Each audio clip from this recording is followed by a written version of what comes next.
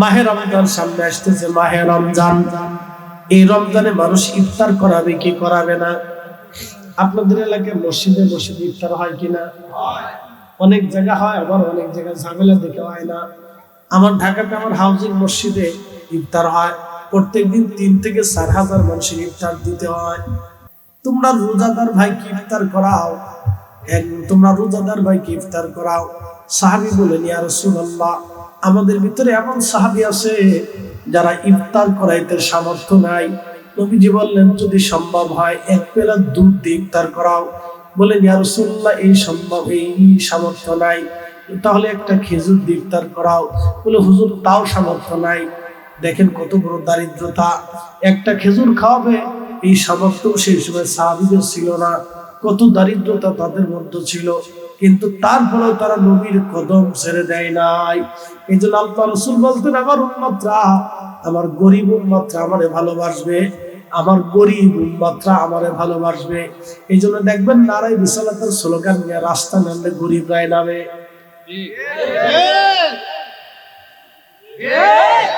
আস্তে কনকে জোরে বলেন। বসুন্ধরার মালিক কে? মাহফিল আইবনি? যমুনার মালিক আইবনি?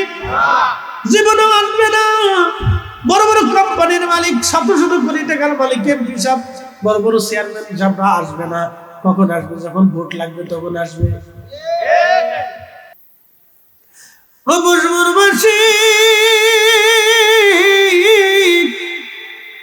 কবর বড় কঠিন জায়গা, কবর বড় কঠিন জায়গা, কবর বড় কঠিন জায়গা। দেখেন গোরস্থানের পাশে দাঁড়ায়া আল্লাহর নবী বলতেন, নাহাইতুকুম আন জিয়ারাতিল কুবুর, কবর জিয়ারত তোমরা নিষেধ করতাম। আলা ফুজুরহা, তোমরা অধিক অধিক করে কবর জিয়ারত করো, কারণ কবরের পাশে দাঁড়াইলে আখিরাতের কথা মনে হয়। কবরের পাশে দাঁড়াইলে তোমার দিল পাথরের মতো শক্ত থাকলেও নবীর মোমের মতো নরম হয়ে যাবে। নবীজি রাতের আধারে কবরের পাশে দাঁড়াইতেন। যদি কোনোদিন মদিনাতে যান, রওজা শরীফ থেকে জান্নাতুল বাকি দেখা যায়। নবীজি রওজা শরীফ যে এখানে ছিল হুজরা মুবারক, এখান থেকে নবীজি বের হয়ে হেঁটে হেঁটে জান্নাতুল বাকিতে যাইতেন। গোরস্থানের পাশে দাঁড়ায়া দাঁড়ায়া নবী কাঁদতেন, সাহাবীদের জন্য দোয়া করতেন। আল্লাহ, আমার কত সাহাবীরা কবরে ঘুমিয়ে গেছে, আল্লাহ তাদেরকে তুমি মাফ করে দাও। কবরের পাশে দাঁড়িয়ে নবী কাঁদতেন। আম্মা জান আয়েশা সিদ্দিকা রাদিয়াল্লাহু আনহা বললেন, ইমাম আব্দুর রহমান জালালউদ্দিন সুয়ুতী রাহমাতুল্লাহি আলাইহি একটা কিতাব লিখেছেন, আল-হাবিবিল ফতোয়া। এই কিতাবের মধ্যে তিনি একটা অধ্যায় করেছেন, মাসালিকুল হুনাফা বিওয়ালিদাইল মুস্তাফা। এই রিসালার ভিতরে তিনি একখানা হাদিসে কারিমা লিখছেন। আল্লাহর নবী, রহমতের নবী, যে আম্মা জান আয়েশাকে নিয়ে একটা গাধার পিঠে চড়ে হেঁটে হেঁটে হেঁটে হেঁটে গেলেন। বর্তমান গোরস্থানের নাম জান্নাতুল মুআল্লা।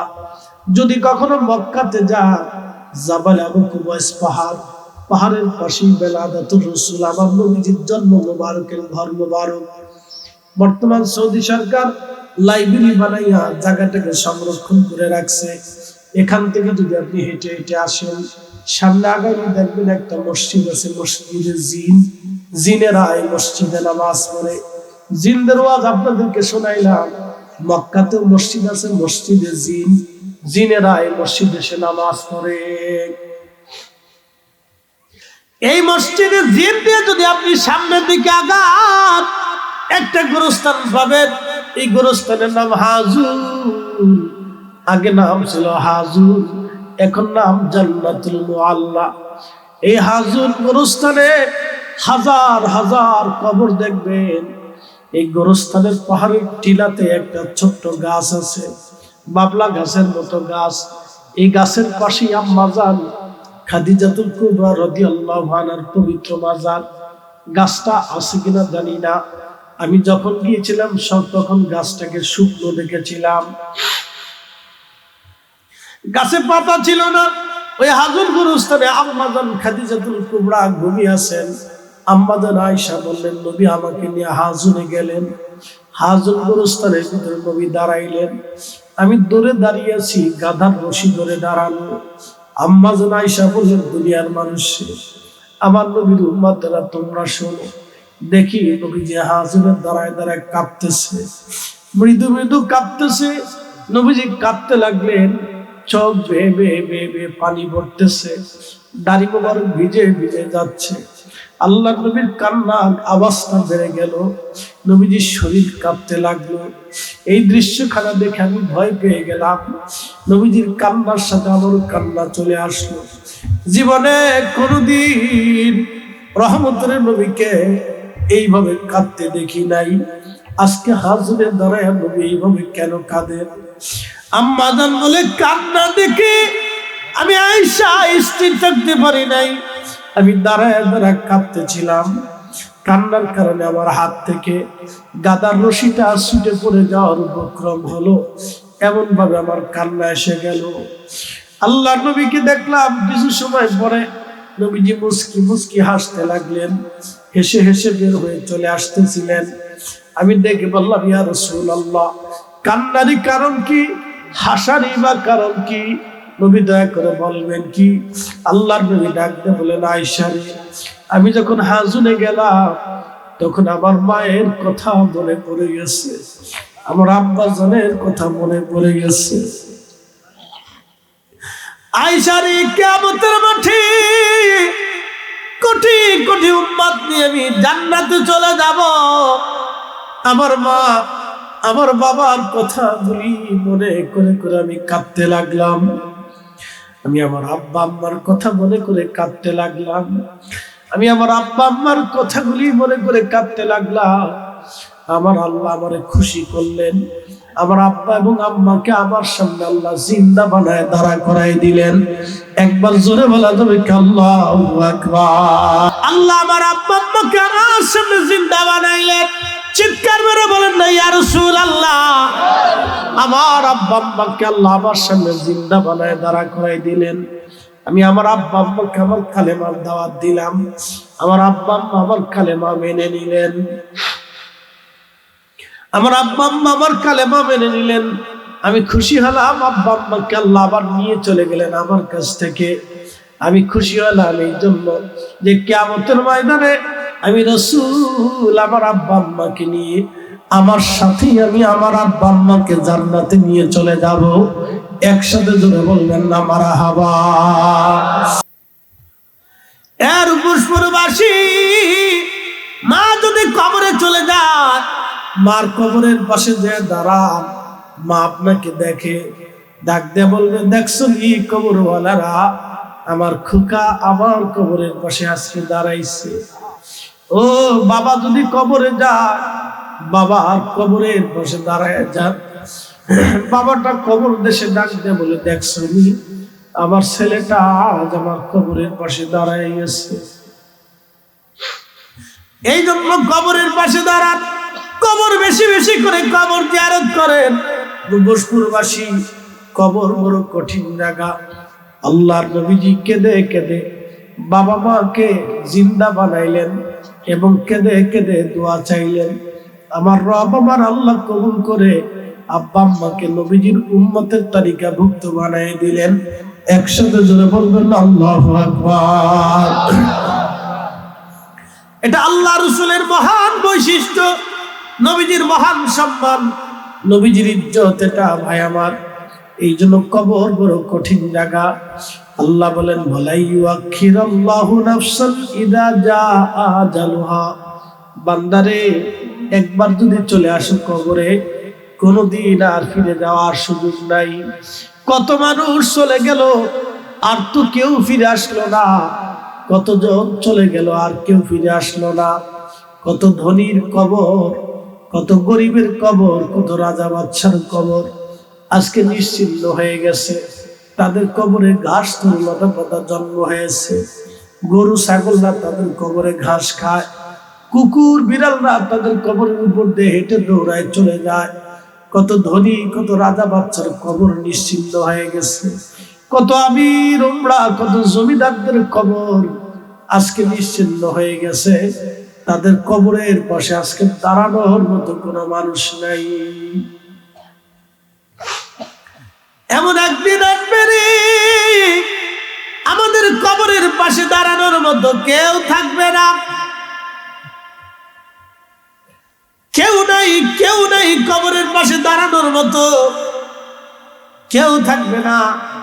কিন্তু নবীজি ডাকবে বলেন, উম্মতেরা রে, আল্লাহ আমার কারণে আমার উম্মতকে একটা মর্যাদা দিছে, এই মর্যাদার নাম উম্মতে মারহুমা। প্রশ্ন রাখবেন ফরিদে হুজুর, মারহুমা কি?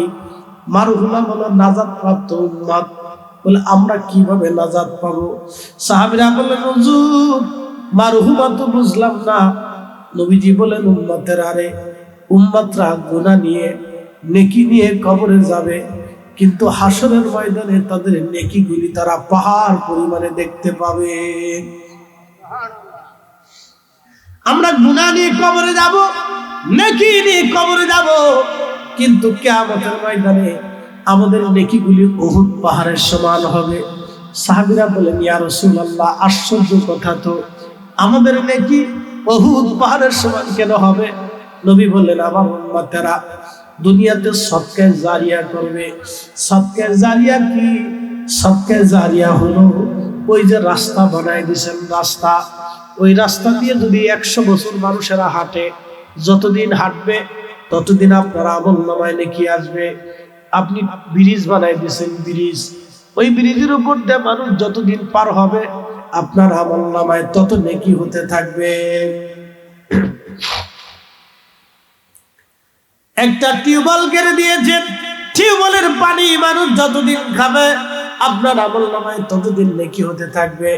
একজন গরিব মানুষের ঘর নাই, আপনি ঘর বানাই দিয়েছেন, যতদিন এই ঘরের মধ্যে থাকবে ততদিন আপনার আমলনামায় নেকি হতে থাকবে। আপনি একটা গরিব মেয়ের বিয়ের বন্দোবস্ত করে দিয়েছেন, ওরা যতদিন সংসার করবে সুখে কাটাবে, যত বাচ্চা কাচ্চা হবে তাদের জীবন জিন্দেগির নেকিগুলি আপনার আমলনামায় আসতে থাকবে। ও তার বাচ্চা কাচ্চারা যতদিন নামাজ কালাম জিকির আজগার করবে ওই নেকিও আপনার আমলনামায় আসবে। কারণ এই এতিম গরিব মেয়েটাকে আপনি বিবাহের ব্যবস্থা করেছেন, বিয়ের খরচটাও আপনি তার দিয়ে দিয়েছেন, পাত্র ঠিক করে দিয়েছেন, খোঁজ খবর আপনি নিয়েছেন, ততদিন আপনার আমলনামায় নেকি চলতে থাকবে। বানিয়াচংবাসী ভালো করে শুনে যাবেন, সবকে জারিয়া একটা গাছ লাগিয়ে দিয়েছেন, যতদিন মানুষ ফল খাবে আপনার আমলনামায় নেকি চলতে থাকবে, নেকি চলতে থাকবে, নেকি চলতে থাকবে। একটা গরিব মানুষের টিউবওয়েল নাই, আপনি একটা টিউবওয়েল কিনে গেড়ে দিয়ে আসছেন, যতদিন পানি খাবে আপনি কবরে চলে যাবেন, নেকি চলতে থাকবে, নেকি চলতে থাকবে। কত নেকির রাস্তা মানুষ খুঁজে বলে পায় না। এরপরে একটা মসজিদ বানাইলেন, মসজিদ বানাইলেন, মসজিদের জন্য জায়গা দিলেন, টাকা দিলেন, টাইলস দিলেন, ঘর নির্মাণ করলেন, টিন দিলেন, ইট দিলেন, বালু দিলেন, মাটি দিলেন, সিমেন্ট দিলেন, নিজেরা মাথায় করে নিজেরা পরিশ্রম করে মসজিদ বানাইলেন। যতদিন ওই মসজিদে আযান হবে ততদিন আপনার কবরে নেকি যাবে, যতদিন মসজিদে নামাজ হবে ততদিন নেকি যাবে। যারা মসজিদে কোরআন শরীফ পড়বে তাদের নেকি যাবে, তারাবি পড়বে নেকি চলে যাবে, তাহাজ্জুদ পড়বে নেকি চলে যাবে।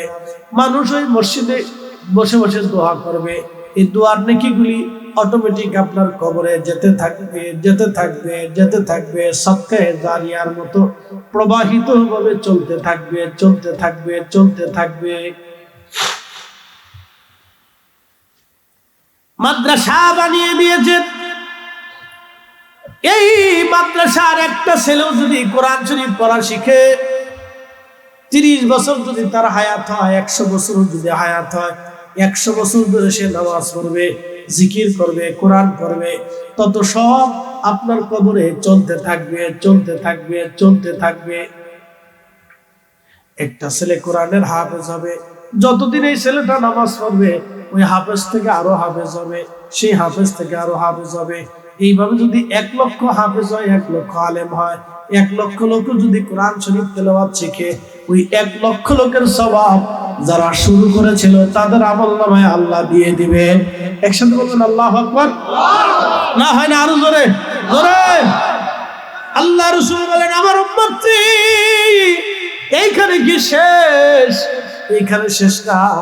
আওয়ালাদিন সালিহিন ইয়াদুলাহু, নেক সন্তানরা যখন দোয়া করবে, বলে হুজুর এটা আবার কি?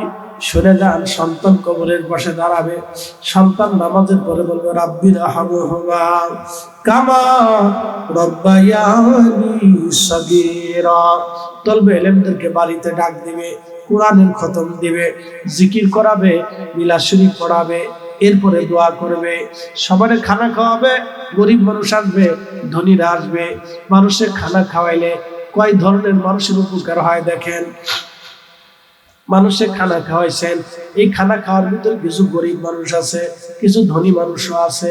সব আবার বড় ধনী না। আমাদের দেশের গ্রাম অঞ্চলে তো হাজার হাজার কোটি টাকার মালিক নাই। কেউ মধ্যবিত্ত, কেউ দরিদ্র শ্রেণী। গ্রামের ভিতরে যারা ধনী তারা গ্রামে থাকে না, তারা শহরে চলে যায়। কথা ঠিক আছে না? তাহলে গ্রামের অধিকার মানুষই দরিদ্র, মধ্যবিত্ত। এই মধ্যবিত্ত দরিদ্র মানুষকে আপনারা দাওয়াত করলেন, বাড়িতে আসলো, তারাও খাইলো, বাচ্চারাও খাইলো এবং মহিলারাও খাইলো। এই সাথে কিছু কুকুররাও খাবার পায়, পায় না ভাই? কুকুরও খাবার পায়, বিড়ালেও পায়। শুধু কি তাই, পোকামাকড়ও খাবার পায়। এই জন্য খালি বেদাত বেদাত যারা খুঁজে, আমি বলি আপনি কাঠের চশমা পরছেন, এই জন্য খালি আপনি বেদাত দেখেন। আপনি যদি চশমাটা ইবাদতের চশমা পরতেন, তাহলে আমাদের এই জিকিরে মিলাদে এই ফাতিহাতেও আপনি ইবাদত খুঁজে পাইতেন। কথা বলেন ঠিক কিনা? কি বুঝেন? স্থূল বুঝি, বুঝে না। এই যে সন্তান দ্বারা দোয়া করবে, রব্বি আমার আব্বারে মাফ করে দাও, আমার আব্বারে মাফ করে দাও, এই নফল নামাজের সওয়াব আব্বার কবরে দাও, আল্লাহ কোরআনের সওয়াব পৌঁছাও, এই জিকিরের সওয়াব পৌঁছাও, এই দানের সওয়াব পৌঁছাও, এই সদকার সওয়াব পৌঁছাও। এইভাবে নেকি পৌঁছাইতে থাকবে। আল্লাহ নবী বলেন আমার উম্মত রে কিয়ামতের ময়দানে এসে দাঁড়াবে, দাঁড়ায় দেখবে উহুদ পরিমাণে নেকি। ডাক দেখো রাব্বি এত পরিমাণ নেকি তো আমি করি নাই, আমার জানা মোতাবেক এত নেকি আমি আদায় করি নাই। আল্লাহ এত নেকি তুমি আমারে কেন দিলা? আল্লাহ ডাক দেবে বান্দারে তুমি ওই যে সদকায়ে জারিয়া দিছিলা, ইলমের খেদমত করছিলা, মাদ্রাসা মসজিদ বানাইছিলা, আলেম তৈরি করছিলা, গরিব মানুষের ঘর বানাই দিছিলা, রাস্তা বানাই দিয়েছিলা, ব্রিজ কালভার্ট বানাই দিছিলা, টিউবওয়েল ঘেরে দিয়েছিলা, গরিব মেয়ের বিয়ে দিয়েছিলা, এতিম বাচ্চাদের লেখাপড়া করেছিলা, এতিমের হক আদায় করছিলা, গরিব মিসকিনদের তুমি খাবার দিছিলা। এই খাবার সওয়াবগুলি যতদিন তারা দোয়া করছে, এই সওয়াব তোমার কবরে পাঠাইছে। তোমার সন্তান তোমার জন্য দোয়া করছে, কোরআন খতম দিয়েছে, আলেমদেরকে দাওয়াত দিয়েছে, এরপরে সে উমরা হজ করছে, নফল নামাজ পড়ে দোয়া করছে, তোমার কবরের পাশে দাঁড়ায় দাঁড়ায় কোরআন শরীফ পড়ছে। এই সওয়াবগুলি আমি আল্লাহ তোমার বহু গুণে বাড়াইয়া বাড়াইয়া আজকে উহুদ পরিমাণে বাড়াই দিছি। বান্দা তুমি নেকি এত করো নাই ঠিক আছে, কিন্তু সদকায়ে জারিয়া ইলমের খেদমত এগুলি আমি আল্লাহ তোমার বহু পরিমাণে বাড়াইয়া উহুদ পরিমাণের উপরে বাড়াই দিয়ে আজকে জান্নাতি বানাই দিলাম। আল্লাহর নবী ডাকতে বলে সাহাবীরা রে আমার উম্মত নেকি নিয়েও কবরে যাবে, গুনাহ নিয়েও কবরে যাবে, কিন্তু নেকি এত পরিমাণে হবে আল্লাহ উহুদ পরিমাণে বাড়াইয়া আমার উম্মতে ক্ষমার ভিতরে আনিয়া আমার উম্মতের মাফ করিয়া আমার আল্লাহ আমার উম্মতের জান্নাতি বানায় দিবে। একবার জোরে বলা যাবে কি আল্লাহু আকবার। এর উপসপুরবাসী আহা কি করে বললেন যে আপনি বুঝবেন এই কবর বড় কঠিন জায়গায় কবর। এই জন্য কবর যদি উজালা করতে হয় এমন কিছু করে যান যে কবর উজালা হয়ে যাবে। আল্লাহর নবী বলেন উম্মত রে তোমার ভাইয়ের কবর থেকে তুমি চলে আসো না। এরপর আল্লাহ বলেন ওয়া ইদাল কুবুরু বুসিরাত, আমি কবর থেকে তারে উঠাবো, এরপরে আমার দরবারের দিকে রওনা হবে। ইয়া আল্লাহ পাক রব্বুল আলামিন বললেন কিয়ামতের মাঠে মানুষগুলি আমার দিকে দৌড়াইতে থাকবে। নবী কোরআন আল্লাহ বলেন ইয়াউমা ইয়াকুনুন নাসু কাল ফারাশিল মাবসুস, মানুষগুলি বিক্ষিপ্ত পতঙ্গের মতো দৌড়াদৌড় ছোটাছুটি করবে, পাগলের মতো হয়ে যাবে। আম্মা জান আয়েশা বসেছিলেন, ইয়া রাসূলুল্লাহ, কিয়ামতের ময়দানে হালত কি হবে? নবীজি বলেন, আয়েশা রে, কিয়ামতের ময়দানে সবাই বস্ত্রহীন থাকবে, কারো শরীরে কোনো পোশাক থাকবে না। আম্মা জান আয়েশা বলেন, হুজুর, মহিলাদের জন্য কেমন অবস্থা হবে? বলে, নারীদেরও শরীরে কোনো বস্ত্র হবে না। মহিলা সাহাবী বলেন, ইয়া রাসূলুল্লাহ, তাহলে তো কিয়ামতের নারীদের জন্য লজ্জার কারণ হয়ে যাবে। আল্লাহর নবী ডাক দেয়া বলেন, সাহাবীরা রে, কিয়ামতের ময়দানে এমন বিভীষিকাময় হবে, কোন পুরুষ নারীর দিকে তাকাবে না, কোন নারী পুরুষের দিকে তাকাবে না, কেউ কারো চেহারার দিকে তাকাতে পারবে না, খোঁজ খবর নেবে না। আল্লাহর নবী বলেন, 3 জায়গায় কেউ কারো কথা মনে রাখবে না। 3 জায়গায় মা সন্তান ভুলে যাবে, সন্তান মাকে ভুলে যাবে, বাবা সন্তান ভুলে যাবে, সন্তান বাবা মাকে ভুলে যাবে, ভাই ভাইকে ভুলে যাবে, বন্ধু বন্ধুকে ভুলে যাবে, স্ত্রী স্বামী ভুলে যাবে, স্বামী স্ত্রী ভুলে যাবে। প্রথম নাম্বার মিজানের পাল্লা, যখন মিজানের কায়েম শুরু হয়ে যাবে, নেকির পাল্লা ভারী হবে নাকি গুনার পাল্লা ভারী হবে? সাহাবীরা রে, ওই দিন কেউ কারো চেহারার দিকে তাকানোর সময় পাবে না, সবাই পেরেশানে থরথর করে কাঁপতে থাকবে, কোটি কোটি মানুষ কাতার করে দাঁড়ানো হবে, আল্লাহর ফেরেশতারা মিজান পাল্লা নিয়ে দাঁড়িয়ে থাকবে। নেকিগুলি জমা করা হবে, নেকিগুলি জমা করতে হবে, করবে। গুনার পাল্লা কারো ভারী হয়ে যাবে, নেকের পাল্লা কারো ভারী হয়ে যাবে। সেই কঠিন দিনে নবী বললেন, তোমার মা তোমার পর হবে, তোমার বাবা তোমার পর হয়ে যাবে, তুমিও বাবা মা পর হয়ে যাবা। কেউ কারো দিকে তাকানোর মতো সময় পাবে না, সবাই এমন কঠিন পেরেশান হয়ে থাকবে। সাহাবীরা রে, আমি নবীজি তোমাদের মিজানের পাল্লার পাশে আমার উম্মতের জন্য আমি দাঁড়ায় থাকবো। আমার উম্মতের নেকের পাল্লা যদি ভারী হালকা হয়ে যায়, আমি নবী নিজে কালেমা শরীফ খানা নেকের পাল্লার উপরে দিয়ে আমার উম্মতের নেকের পাল্লা ভারী করে দিব। চিৎকার মেরে বলেন, ইয়া রাসূলুল্লাহ। মানিয়া চম্পাসী, রূপসপুরবাসী, ভালো করে শুনে যান। নবীজি বললেন, উম্মতরে, কিয়ামতটা এত ভয়াবহ হবে, মাথা বরাবর সূর্য হবে, 1 থেকে 1.5 মাইল উপরে সূর্য হবে, সূর্যের উত্তাপ হবে দুনিয়ার সূর্য থেকে 70 গুণ বেশি হবে। সূর্যের তাজাল্লিতে মানুষ পুড়ে ছারখার হয়ে যাবে না, কিন্তু প্রচন্ড গরমে মানুষের শরীর ভাবসা হয়ে ভিতর থেকে সমস্ত রসগুলি বের হয়ে আসবে, ঘামে হাসুরের মাঠ ডুবে যাবে, কারো থুতনি পর্যন্ত ডুবে যাবে, কারো বুক পর্যন্ত ডুবে যাবে। মানুষের জিহ্বাগুলি কুকুরের জিহ্বার মতো জ্বলে যাবে, তৃষ্ণায় মানুষ কাতর হয়ে যাবে, চিৎকার করতে থাকবে। সাহাবীরা রে, আমার হাউজে কাউসার ছাড়া ওই দিন আর কোনো পানির ব্যবস্থা হবে না।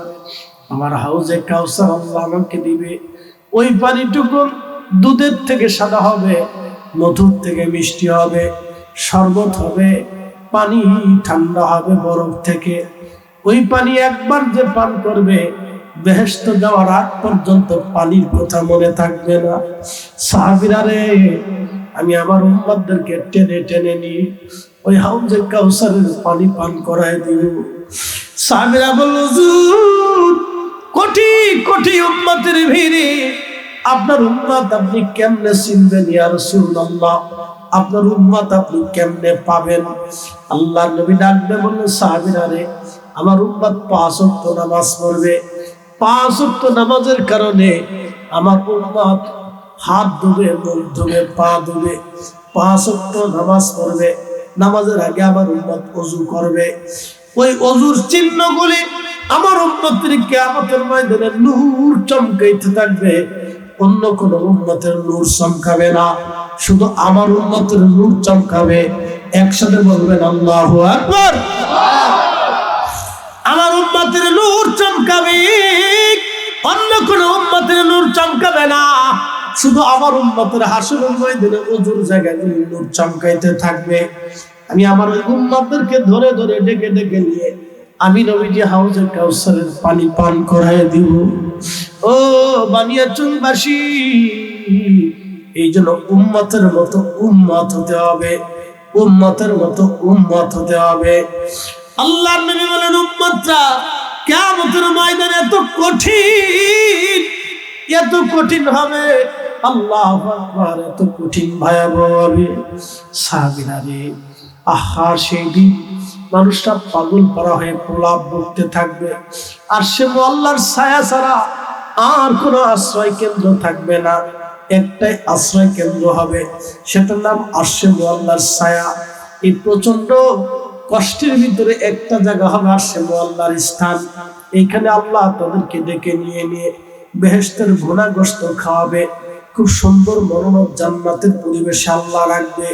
যেমন চারপাশে আরবের দেখবেন, আরবের চারপাশে লু হাওয়া, এই লু হাওয়ার ভিতরে দেখবেন আলিশান সুন্দর প্রাসাদের ভিতরে এসি রুমে দামি দামি খাবার, যে এরকম মনে হবে এর থেকেও হাজার হাজার কোটি কোটি গুণ অসংখ্য তুলনাহীন।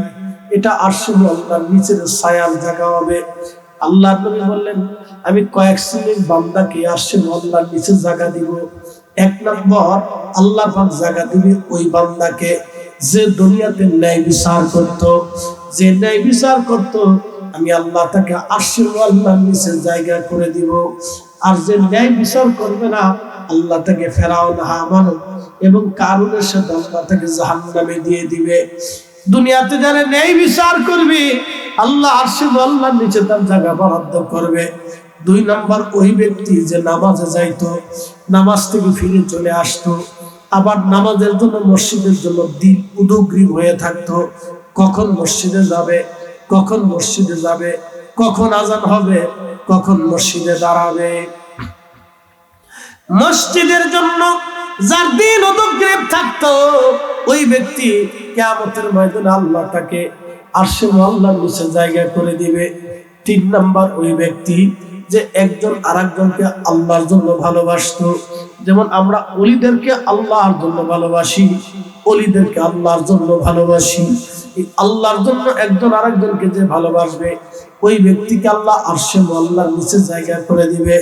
আর এক ব্যক্তি, ওই ব্যক্তি যে যুবককে কোনো সুন্দরী নারী জেনা করার জন্য আহ্বান করেছিল, ওই যুবকটা ওই সুন্দরী নারীর প্রেমে, ওই সুন্দরী নারীর ফাঁদে পা না দিয়া আল্লাহর ভয়ে ফিরে চলে আসছিল।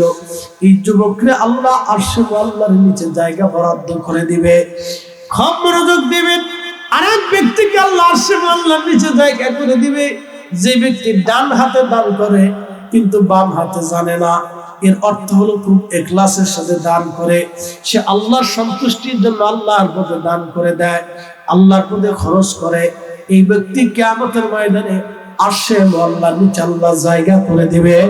একবার জোরে বলা যাবে আল্লাহু আকবার। সেই দিন আরশে মুআল্লার ছায়া ছাড়া আর কোনো ছায়া হবে না। আরশে মুআল্লার ছায়া ছাড়া কোনো ছায়া নাই। সেই দিন আল্লাহ এই বান্দারে ডেকে ডেকে আরশে মুআল্লার নিচে জায়গা করে দিবে। ও রূপসপুরবাসী, ওই দিন আরশে মুআল্লার ছায়া ছাড়া কোনো ছায়া নাই, আল্লাহর আরশ ছাড়া আর কোনো আশ্রয় নাই। তবে ওই দিন আমাদের সবার আসবে। যদি বিশ্বাস করেন হুজুর মৃত্যু সত্য, তাহলে মেনে নেন, হাসরের ময়দানে দাঁড়াইতে হবে। যদি বলেন হুজুর জীবন সত্য, তাহলে ধরে নেন অবশ্যই হাসরের ময়দানে আপনাকে দাঁড়াইতে হবে। আল্লাহ নবী বলেন কিয়ামতের ময়দানে আরেকটা স্থানে মা সন্তান বলে যাবে, সন্তান মা বলে যাবে। সাহাবীরা বলেন হুজুর কোন জায়গা? নবীজি বলেন সেই জায়গা যেখানে ডান হাতে বাম হাতে আমলনামা দেওয়া হবে। ডান হাতে বাম হাতে আমলনামা যখন দেওয়া হবে, তখন ডান হাতে আমলনামা দেওয়ার সময় আল্লাহরে বান্দার সামনে থেকে ডান হাতে আমলনামা দেওয়া হবে, আর বাম হাতে আমলনামা দেওয়ার সময় সামনে থেকে ঘুরে আর পিছন দিক থেকে বাম হাতে আমলনামা দেওয়া হবে। আহা, সেই দিন মা সন্তান ভুলে যাবে, সন্তান মা ভুলে যাবে, কেউ কারো কথা মনে রাখবে না। আল্লাহ নবী বলেন আরেকটা জায়গা মানুষ মানুষকে ভুলে যাবে, সেই জায়গার নাম হচ্ছে ফুলসিরাতের ঘাট। মানুষ ফুলসিরাতকে বিদ্যুৎ গতিতে পার হবে। কেউ ঘোড়দৌড় অর্থাৎ দ্রুত গতির ঘোড়ার পিঠে চললে যেমনি দৌড়ায় যায় ওইভাবে ফুলসিরাত পার হবে। কেউ উটের পিঠে চড়ে চড়ে হাঁটতে হাঁটতে যেমন যায় ওইভাবে পার হবে। কেউ আস্তে হাঁটবে আবার বসবে এইভাবে পার হবে। কেউ হামাগুড়ি দিয়ে দিয়ে বহু কষ্ট করে পার হবে। আল্লাহর নবী বললেন এই ফুলসিরাতের ঘাটে কেউ কারো কথা বলে রাখবে না। সন্তান মা ভুলে যাবে, মা সন্তান ভুলে যাবে, ভাই ভাইকে ভুলে যাবে, আত্মীয় স্বজন কারো কথা মনে রাখবে না। ও আমার উম্মতেরা, এই দিনও আমি আমার উম্মতকে ভুলবো না। একবার জোরে বলা যাবে কি ইয়া রাসূলুল্লাহ।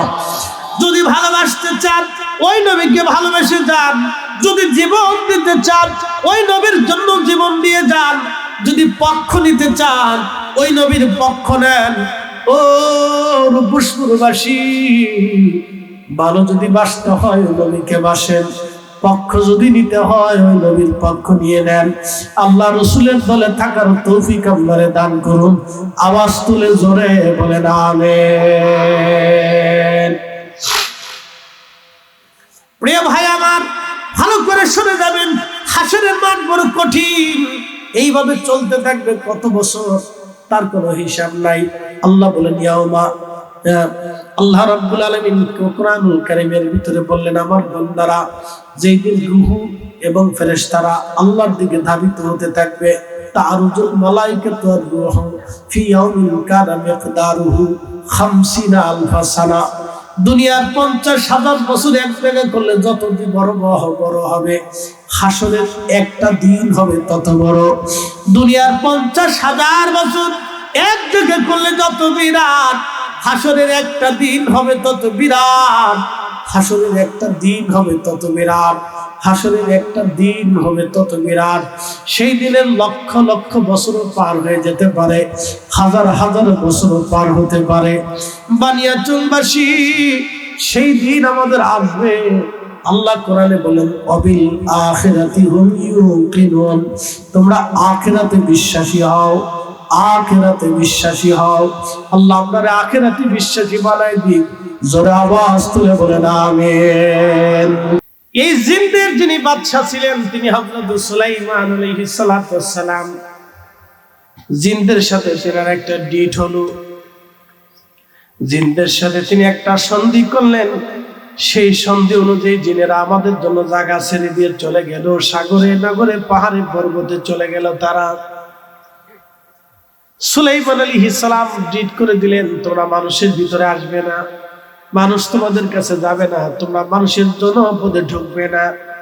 আর যদি মানুষের জনপদে ঢুকে তোমরা অত্যাচার করো তাহলে মানুষরা তোমাদেরকে ধরে শাস্তি দিবে, তোমরা কিছুই করতে পারবে না।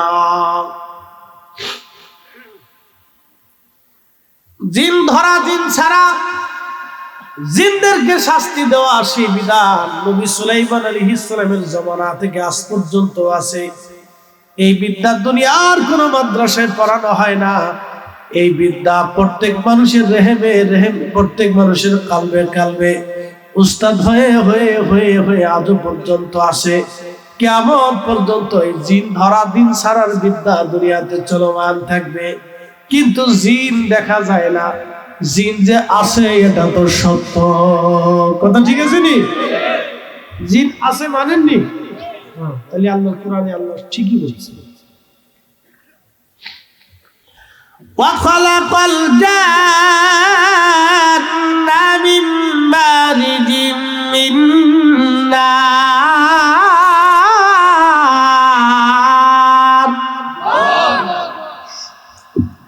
রব্বুল আলামিন বললেন হে মানুষের জিন, আল্লাহ পাক বললেন হে বান্দারা, আমি জিনদেরকে সৃষ্টি করেছি আগুনের শিখা থেকে।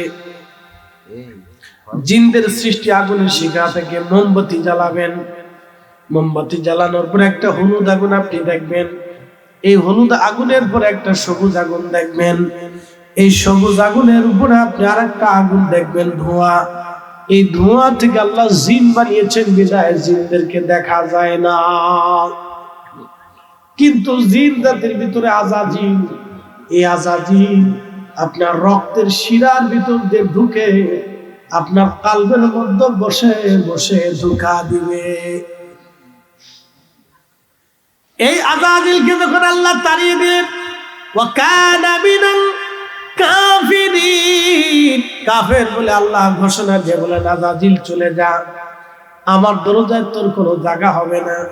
তখন আযাজিল বলল, আল্লাহ 9টা লক্ষ বছর ধরে তোমার ইবাদত করেছি, কিছু কি আমি একবারেই পাই না? বলে কি চাস? আল্লাহ তো সবই জানে, সে কি চাবে তারপর জিজ্ঞেস করলেন কি চাস? বলে রাব্বি কিয়ামত পর্যন্ত হায়াত দিবা। আল্লাহ বলেন তা দিলাম। আর কি চাস? বলে রাব্বি একবারে তামাম দুনিয়া ঘুরে আসবো, 1 সেকেন্ডের শক্তি দিয়ে দিবা। আল্লাহ বলেন তাও দিলাম। আর কি চাস? বলে তোমার মানব বান্দাদের শরীরের রক্তের শিরার ভিতর দিয়ে ঢুকে একবারে বান্দার কালবের কোনায় বসে বসে ধোঁকা দেওয়ার সুযোগ এবং ক্ষমতা তুমি আমাকে দিয়ে দাও।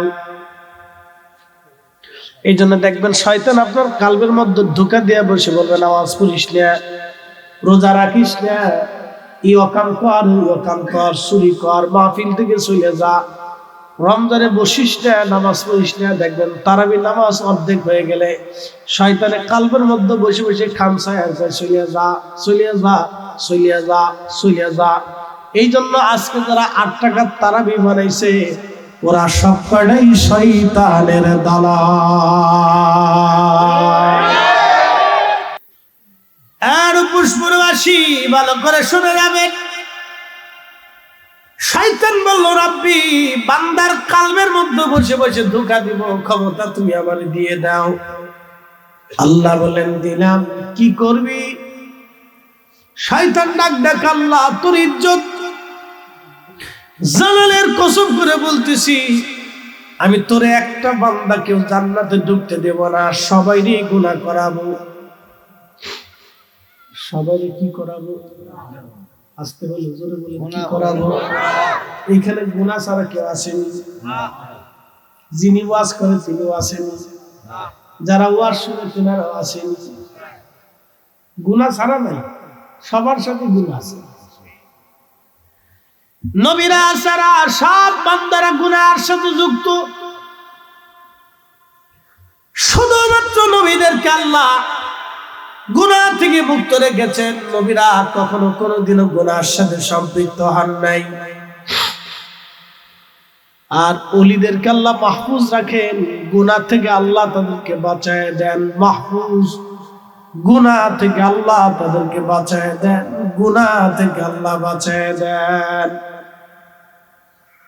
খুব মনোযোগ দিবেন হাজিরিন,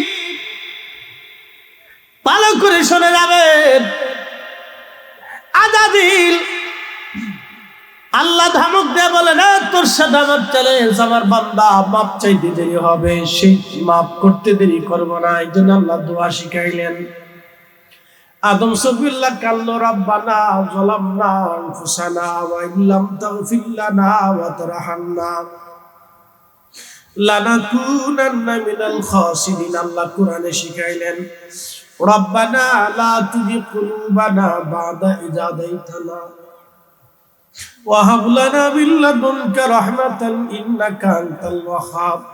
আল্লাহ কোরআনে শিখাইলেন আল্লাহুম্মা রাব্বিরহামহুমা কামা রাব্বায়ানি সাগীরা রব্বানা ওয়া'ফু আন্না ওয়াগফির লানা ওয়ারহামনা আনতা মাওলানা ফানসুরনা আলাল কওমিল কাফিরিন। আল্লাহ আমারে এইভাবে দোয়া শিক্ষা দিলেন। আল্লাহ বলেন এইভাবে দোয়া করো। দোয়ার শব্দগুলি কেমন হবে আল্লাহ শিখিয়ে দিলেন। আজকে দোয়া বন্ধ করার জন্য উঠে পড়ে লাগলো যারা, তারাই মুসলমানের ধ্বংস ডেকে নিয়ে আসছে। কথা বলেন ঠিক কিনা? আরে রূপসপুরবাসী হাজার হাজার কোটি টাকার মালিকের জন্য যে 3 হাত কাফনের কাপড় 3 টুকরা, একবারে মিসকিনের জন্য কাফনের কাপড় 3 টুকরা, হাজার হাজার বিঘা সম্পত্তির মালিকের জন্য যে 3.5 হাত জমি, 100 টাকা জমিনও জান্নায় তার জন্য 3.5 হাত জমি। বেশিও না কমও না। আমরা যত লড়াই করি, যত যুদ্ধ করি, যত পরিশ্রম করি, জীবনের শেষ সময় মাত্র 3 টুকরা কাফনের কাপড়ের বেশি নেওয়া সম্ভব না। এই রূহগুলি বসে আছে।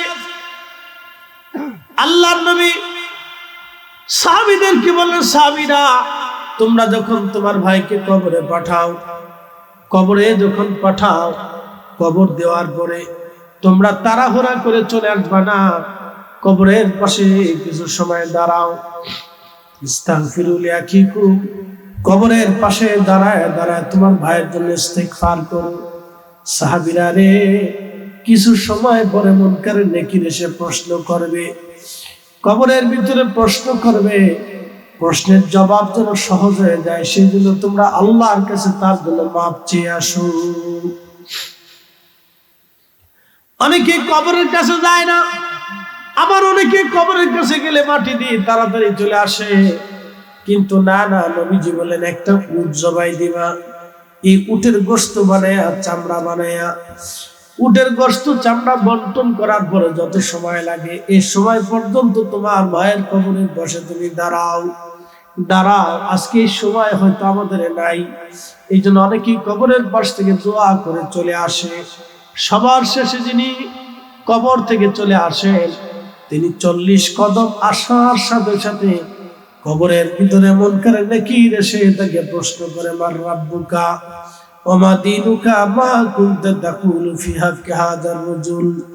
রূপসপুরবাসী এই 3টা প্রশ্নের জবাব দিতে পারবেন কিনা চিন্তা করেন। এখন আমরা প্রশ্নের চিন্তাই নাই, আসি অন্যের জমি আমি কেমনে মেরে দিব, অন্যের জমিনের হাতাল আমি কেমনে কুবাবো, অন্যের ফসল আমি কেমনে মারবো, অন্যের ক্ষতি কেমনে করবো, এই চিন্তা আমাদের মগজে থাকে। কিন্তু মানুষের চিন্তা কখন আসেন, আল্লাহ কবরের ভিতরে আমি প্রশ্নের জবাব কেমনে দিব। এই ব্যতিক্রম ধর্মী দেশের নাম হচ্ছে বাংলাদেশ। তো খুব মনোযোগ দিবেন।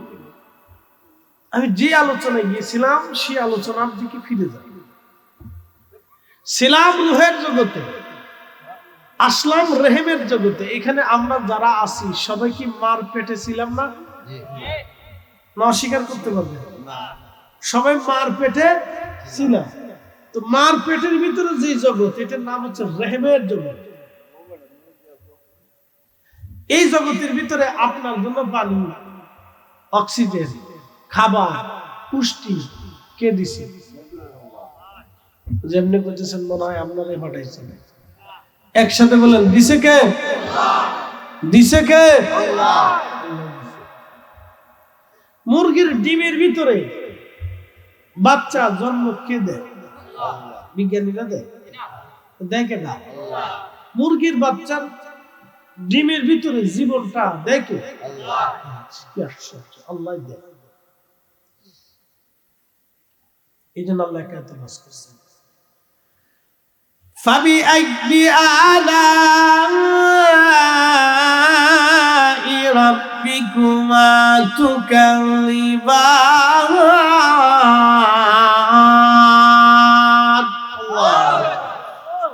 ও মানুষ এবং জিন, তোমরা আল্লাহর কোন কোন নিয়ামতকে অস্বীকার করো? এ মানুষ আর জিন, আল্লাহ আপনাদেরকেও ডাক দিয়েছে, জিনদেরকেও ডাক দিয়েছে। এই দেখেন, জিন কি দেখা যায়? আছে কি বিশ্বাস করবেন না? জিনেরা কি মানুষকে ধরে না? মানুষই কি জিনদেরকে ধরে না? জিনেরাও মানুষদেরকে ধরে, মানুষেরও জিনদেরকে ধরে। জিনেরা যখন মানুষের ধরে তখন দেখবেন মানুষে লাফালাফি করে না, জিনে লাফালাফি করে। হুজুরে পানির উপরে মাটির উপরে দাগ দিয়ে ওই মাটির উপরে বেদ দিয়ে বাড়ি মারে, আর জিনে চিৎকার মারে। কথা ঠিক আছে? বাড়ি দেয় মাটিতে, জিনে চিৎকার আর মাইরে কে যাবি, কে যাবি, যাবি, কে যাবি, আসছিস কে? আমি একদিন একটা জিনিয়েছি, আমি কিন্তু জিন চালাইতে পারি। মাদ্রাসা পোলাপান্ডের জিনে দিয়েছি। তো ছেলেপেলের দৌড়া এসে বলতেছে তখন আমাদের কামিল মাদ্রাসা, আমি তখন হাজিলে পড়ি। ভাই একটা জিনে ধরছে, ক্লাস 7-এ পড়ে না 8-এ পড়ে, ছেলেটা জিনে ধরছে, আপনি একটু আসেন। আমি তো একটু ঝাড়াইতারি নেবে, হাফিজ সাহেব দেখি। হাফিজ সাহেব ডাকতে দেখতে আমি গেলাম, যাওয়ার পরে দেখি দর্শন বলল তোর নাম কি? গণেশ। হিন্দু। জিনদের ভিতরে হিন্দু আছে, বৌদ্ধ আছে, খ্রিস্টান আছে, মাজুসি আছে, শিখ আছে, নাস্তিক আছে, সব কোয়ালিটি আছে। জিনদের ভিতরে ওহাবিও আছে। শুনলে আপনার হাসবে না? এত আছে। আমি শুনি হাসতে হাসতে পারছিলাম, কি রে কাহুজের এটাও আছে। যাক ভালো। এর ভিতরে জিনদের ভিতরে ওগুলি আছে। আমি জিজ্ঞেস করলাম তোর নাম কি? তোর গণেশ। কি লেগাইছে? কে আমার সাথে বিয়া দিতে পারছে। কি বিয়া দিতে পারছে? আমি গাছের নিচে বসেছিলাম, ওই যাইয়া গাছের নিচে দাঁড়ায় দাঁড়ায় আমার শরীর করে পেশাব করছে। মাদ্রাসার পোলাপান দেখেন না, সুযোগ পাইলে দুষ্টুমি করে। সারাদিন তো টাইম পাই না, হুজুরের রাডারের ভিতর থাকে। যখনই সুযোগ পাইছে যাইয়া গাছের গুড়ার দইয়া লুঙ্গি কাপড় চোখে ঘুরে ঘুরে পেশাব করছে। কিছু পোলাপান আছে খুব দুষ্ট, তো ঘুরে ঘুরে পেশাব করছে। আমার শরীর করে পেশাব করছে, আমি ওরে ছাড়বো না। এবং তোর যে পেশাব করলো তা তুই সময় বসেছিলি কিন্তু পলাইতি, কারণ আমার পেশাব করছে আমার শরীর গেলে আমি ওরে ছাড়বো না।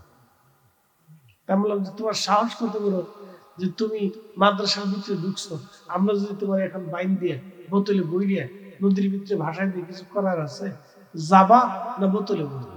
আমি তো দোয়া কেন পারি না, ফাফন মারতেছি। আমি এটা জানি দিলাম, এই যাবি না বোতলে বলবো? কেন যাবো, কে যাবো।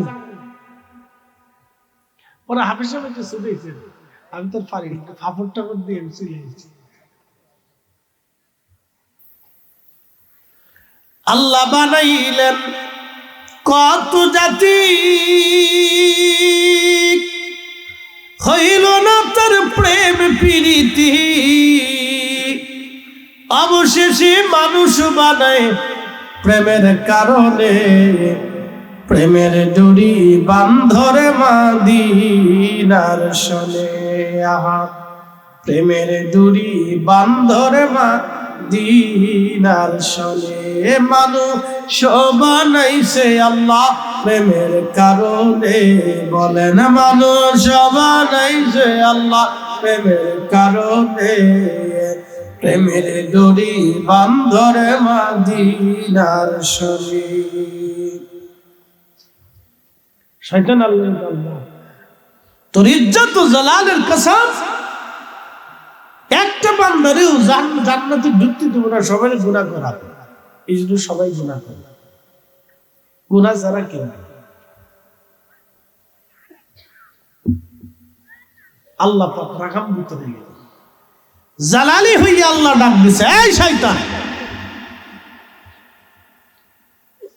আমি আল্লাহ আমার ইজ্জত ও জালালের কসম করতেছি, তুই আমার বান্দারে গুনাহ করাবি। আমি জানি তুই আমার বান্দারে গুনাহ করাবি, কালবের ভিতরে বসে বসে ধোঁকা দিবি, আমি আল্লাহ জানি। শোন, তুই গুনাহ করাবি, আর আমার বান্দা গুনাহ করার পরে আমার কাছে মাফ চাইতে দেরি হবে, আমি মাফ করতে দেরি করবো না। যেমনে করলেন মনে বেজার হয়ে গেছেন আপনারা, জোরে কর, আরো জোরে, যে সুবহানাল্লাহ কমনে তোর জবানে ঠাড়া পড়ে, জোরে কর সুবহানাল্লাহ। খুশি নি? খুশি নি? মাফ করে কে? মাফ করে কে? মাফ চাবে কে? আমরা। আল্লাহ তুমি এটা ফুলাফান কিতাব আর শুনো আমার বুঝা হয়ে গেছে।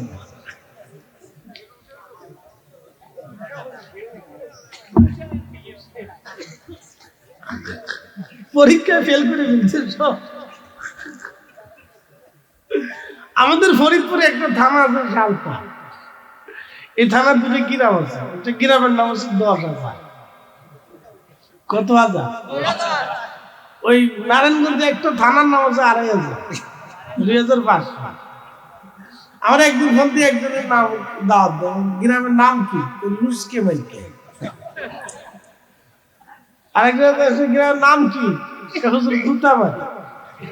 হয়েছে কাজ, তাহলে আর আমার যাওয়ার দরকার নেই। এখনই যদি গুতা মারে তো আমি গেলে কি করবে তার নাই দরকার নেই, কারণ গুতা টুতা মারি আমরা আসে কত কোয়ালিটি। একজনের বউ ঘোড়াদার থেকে বউ পালাই গেছে 10,000, মানে ঘোড়াদা গ্রাম থেকে একজনের বউ পালাই চলে গেছে 10,000, আর এক লোক করে চলে গেছে। তো বেটা মামলা দিতে গেছে যে আমার বউ পলাই চলে গেছে, বউ পাইতেছি না। তো পাকিস্তান কি কোথায়? তো দারোগার কাছে যে বলতেছে, দারোগা স্যার লেখেন ঘোড়াদা থেকে বউ পালাইছে 10,000। দারোগা কি করছে? 10,000 কাহা 10,000 বুঝে করছে না, বুঝে করতেছে। লেখেন ঘোড়াদা থেকে বউ পালাইছে 10,000। দারোগা কি রে, এক গ্রাম থেকে 10,000 বউ চলে গেল, কেউ দেখলো না। কারণ গ্রামের নাম 10,000, থাতুপুরি গ্রামের নাম 10,000। আপনারা আজকে আমাদের মাঝে বুঝছে, এটা আমার বোঝা হয়ে গেছে। মাফ চাবে কে? আমরা। একসাথে বলেন, মাফ কে চাবে? মাফ কে চাবে? মাফ করবে কে? মাফ চাবে কে? তাহলে আমরা মাফ চাওয়ার এই দুয়া নামক ইবাদত থেকে যারা ফতোয়া দিয়ে বন্ধ করতেছে, এরাও শয়তানের দালা। কথা কর না, কোন দলিল টলিল দিলাম, একবারে ডাইরেক্ট অ্যাকশন করে দিলে, ট্রিগার করে বুঝতে পারছেন? একবারে জায়গা মতো ট্রেনদের ঠেবাত করে দিয়েছে, এম চলে গেছে। বুঝতে পারছেন? ট্রিগার টেনে তাছাড়া আড়াইতে ভোটের সময় এরপর আড়াইতে কোটি কোটি শত শত কোটি টাকার মালিকরা জীবনে ওয়াজে আসে না, ওয়াজ তারা দেয় না, ওয়াজে তারা বসে না, ওয়াজ তারা শুনে না। কি কথা কর না কেন? এই জন্য আল্লাহ রাসূল বলেন, গরিবরা আমারে ভালোবাসবে। একসাথে কোন আল্লাহু আকবার। কারা ভালোবাসবে? জোরে কর।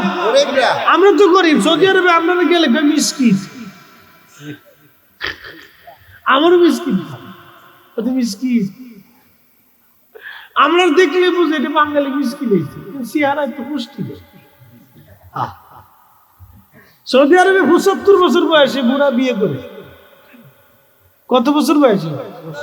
75 বছর বয়সে। আমরা দেশে যদি দাদা বিয়ে করে তাহলে কি অবস্থা হবে? তোমার যুদ্ধ লেগে যাবে না? সারা এলাকায় কি হয়ে যাবে যে দেখছো তুমি বুড়া গেলে নিচ্ছিমি করতেছি। শরমের কিছু নাই। আমাদের দেশের সিস্টেম ভিন্নতা। সৌদি আরবের মদিনার মসজিদের একজন ইমাম আছেন, আব্দুর রহমান হুজাইফি বদাজিল্লাহু আলাইহি, অনেক বড় ইমাম। 40 বছর ধরে নামাজ পড়েন মদিনার নবীর মসজিদে। ভালো একজন ইমাম, আশিক রাসূল। 75 বছর বয়সে বিয়ে করছে। আপনি শুনলে গাও চিন্তা করেন যে এটা কেমন? হ্যাঁ, ওনার স্ত্রী ওনার বিয়ে করেছে। করেন অসুবিধা। আচ্ছা বলেন তো, 75 বছর বয়সে যে এই ইমাম সাহেব বিয়ে করলেন, সামর্থ্য ছাড়া বিয়ে করছে? তাহলে সামর্থ্য আছে। আমাদের দেশের 20 বছরের ফলে আমার বিয়ে করতে ডরায়। 25 বছরের ফলে আমার চিন্তা করে বিয়ে করবো না। জীবনে বিডি গার্লসের ধাক্কা ধাক্কি এর ভিতরে বিয়ে করার দরকার নেই।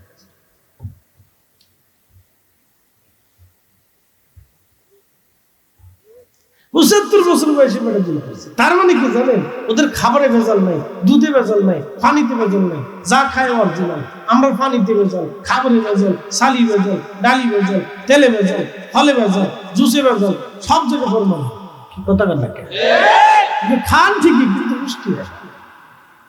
মাঝে মধ্যে চিন্তা করি, ঢাকায় কি দুধ খাই না বুড়িগঙ্গার পানি খাই? নিজে কইতে পারি দুধের কোনো স্বাদ পাই না। দুধ না কি কইতে। আগে দুধ খেলে ছোটকালে গাভীর দুধ দোয়, মা দুধ আমরা দুধ খাওয়াইছে, বউয়ের সাথে বাইক থাকতো দুধের স্বাদ। কি কথা ঠিক আছে না? স্বাদও নেই।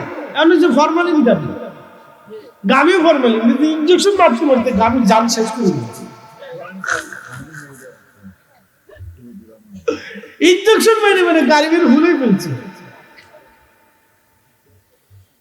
বুঝেছেন? এই তো অবস্থা। যাই হোক, অনেক কথা বলছে। মধ্যপ্রাচ্যের মানুষ, ওরা আমরা দেখি মিসকিন, দরিদ্র, গরিব আসছে, গরিব। আমরা গরিব খাই, ওরা ভালো হয়েছে, খারাপ হয়েছে। আমরা গরিব এই জন্য আল্লাহ রসুলকে ভালোবাসি। আল্লাহু আকবার জোরে না হয় না, আরো জোরে বলে। ধনী পয়সা হয়ে গেলে হেতে আর আল্লাহ রসুলের দিকে তাকায় না। আমার দেখা আছে, মক্কা মদিনায় যায়, মক্কা মদিনা থেকে ঘুরে টুরে পিকনিক করে চলে আসে। ওটা যে কি হজ আমি জানি, ভালো করে জানি, এটা যে কি হজ আমি ভালো করে জানি। এটা নাম দিয়েছে পিকনিক, এরা পিকনিক করতে করতে হ্যাঁ চিন্তা করে ঘুরে ঘুরে আসলে দেখি ঠিক আসলে। ও মিয়া, ধনী ব্যক্তিরা তো হজে যা, জিজ্ঞেস করেন কয়টা ধনী গরিব মানুষের বাড়ি খোঁজ নিয়ে হজে যায়, জিজ্ঞেস করে কলি হজে যায়। ইস, এটা ছেলে খেলা না পুতুল খেলা?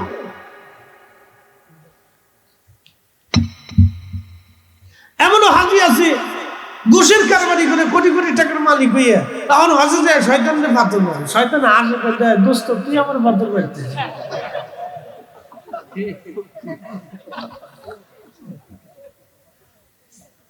কতই খারাপ হয়েছি ভাই, হাসা কথা না? তুই এত হাজি দেখি, এত হাজির কোন বেল আছে? ইস রে হাজি, আমরা হাজি শিখতে বাকি নাই, ও দেখছি দাদা ঠিকই বলছি, এক শয়তান আর এক শয়তানকে পাথর মারতেছে, দুই শয়তানে আসে, দেখো আমরা দুই শয়তান আর এক শয়তানে পিঠে গা।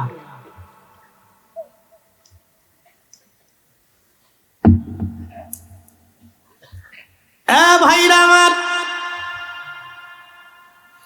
দুনিয়া আমি কিছু কথা আপনাদেরকে শোনাইলাম।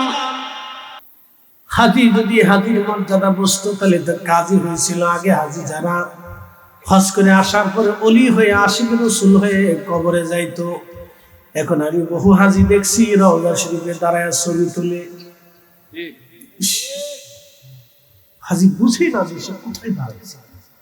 তিনি সেই নবী, আল-আনবিয়া ওয়া আহইয়াউন ফি কুবুরিহিম ইউসাল্লুন। তিনি সেই নবী যিনি রওজা শরীফ থেকে উম্মতকে দেখে উম্মতের সালাম শুনে কে আসছে রাসূলের দরবারে পরিচয় হয় আব্দুল করিম। বাংলাদেশ থেকে নবীজিকে যে সালাম দিয়েছে কিন্তু করিম সুদের কারবারি করে। ইস, হাজি নিজেও বুঝে না যে সে কোথায় এসে দাঁড়িয়েছে। আমি ছবি তুলি, ভিডিও করে, আবার অনেকে ভিডিওতে দেখে, দেখছো তুমি রওজা শরীফ গেছি, দেখো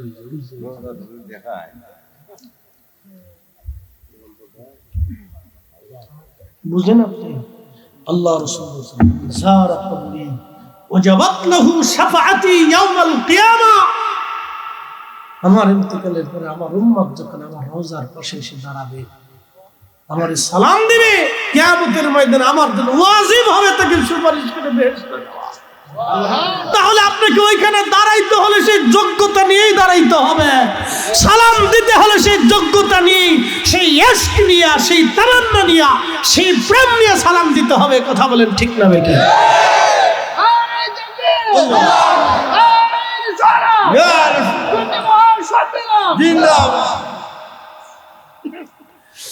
ইশকের গভীরতা যদি রে জানিতে চাও, ওরে কামেলের চরণ তলে নেশার হইয়া যাও।